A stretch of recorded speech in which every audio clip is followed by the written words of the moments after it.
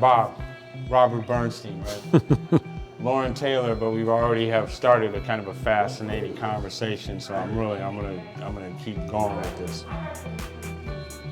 Your group is doing something that some people will say is being done or has been done before, but I think you guys have a different approach to it, and probably a lot more effectiveness than some others have seen. What's the name of the group? And real quick, tell them what it is. Well, I think you're referring to our Guitars Over Guns organization. Okay.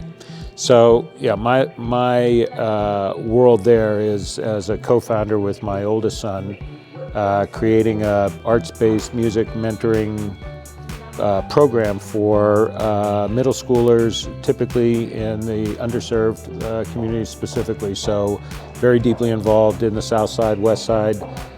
We have a partner company called Haven Studios, run by a guy named Andre Daniels, add to great rapper, and he is in a studio-based environment, which is in the basement of the Mount Pisgah Church. Okay. And obviously he's calling now to see if we get our facts straight. So, right. But in any event, so we're dealing across areas of Miami, Chicago, and LA, really trying to magnify the ability to change any child's trajectory by utilizing music as a way to bridge and open up relationships and trust. So, as we say, it's really hard to sit next to somebody singing your favorite song and hate them. It's just really hard.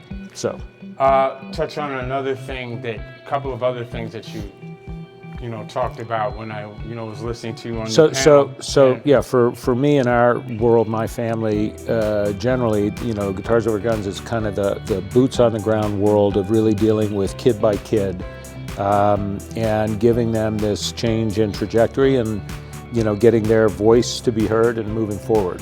Two things I want to touch on. Number one, can you give us some examples, some maybe specific types of things that you do with the kids? Oh, sure. That do this or achieve these objectives. So if it's an after-school program in a Beethoven or an Evergreen Academy, we'd be using professional musicians to engage the students. So it sits on a three-legged stool. It's the power of music to engage and unearth various biases and issues, and once they're unearthed, then you've got an adult that really cares about the social, emotional elements of that child, then you eventually get real trust built and you get the kids working with each other. So it's the power of music, it's the power of mentorship, and lastly, it's the power of performance, actually performing, being on a stage, cutting a video, and putting the kids in a position where they have a proof statement that they've come from no idea how to play an instrument or sing a song or beat a drum to, not only could I do it, but now I can do anything. It's interesting you talk about that, because my mother was an educator. My parents operated an elementary school on the southwest side of Chicago for, well over close to 35 years. And my mother always, every year, did a spring show with the kids. And a lot of times we'd be like, one, this is like Fame, some kind of performing arts school, and it's a lot of work, a lot of energy. But the reason why I thought about it, that was what she emphasized, or what she was saying. You don't know how effective it is to have it. And it's not even that the kids think about, okay, this is what I want to do with my life or anything, but like be with their classmates, teachers, and that are supportive, and just the performance and what that kind of did in terms of instilling confidence. Well, and giving the kids frankly, you can't get through that alone. The butterflies are too great. You need a buddy telling you and helping you and pushing you along. So all of a sudden, these kids might have been a little bit reclusive, or they might have been tough, but now they're actually all feeling that same pressure and they need each other to do it.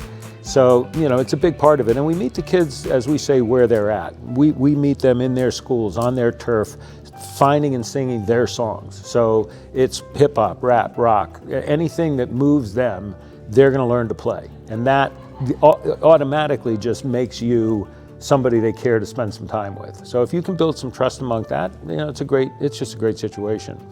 So that's that world. Okay, and I guess last question for this kind of little mini segment. Another thing that you spoke about was this idea of why you chose to work with middle school students as opposed to very young children or older kids like high school. So I thought it was really interesting what you said about why you folks choose to work with middle school. Well, and just like Andy from Cleveland Avenue, will reinforce this 100 times. There's plenty of money and attention preschool and high school.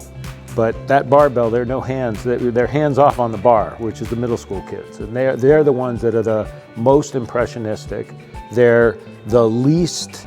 They're the most susceptible to recruitment, for whatever, good or bad. So peer pressure works both ways. So if you can get kids to really embrace something that's positive and energetic and thoughtful and gives them a voice, then you have just as much power to change their life going this way. I can imagine that because, I tell people sometimes, I don't really remember that much about what happened to me before I was 13, 14. It's really, but one thing I do kind of remember about that is about the time when you're kind of really forming, you could say, intellectual ideas or being able to think kind of conceptually.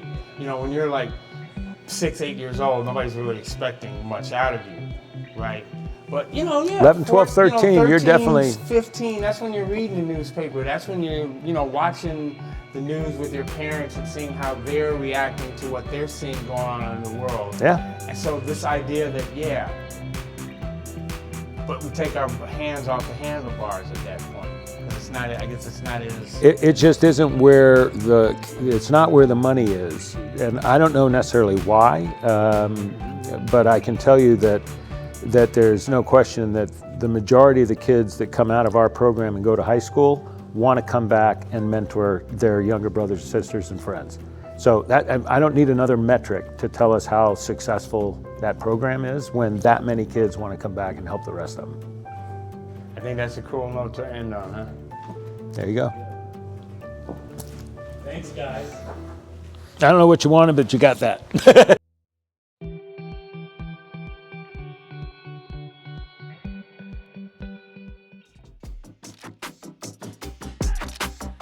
Come join our 361 firm community of investors and thought leaders. We have a lot of events created by the community as we collaborate on investments and philanthropic interests. Join us.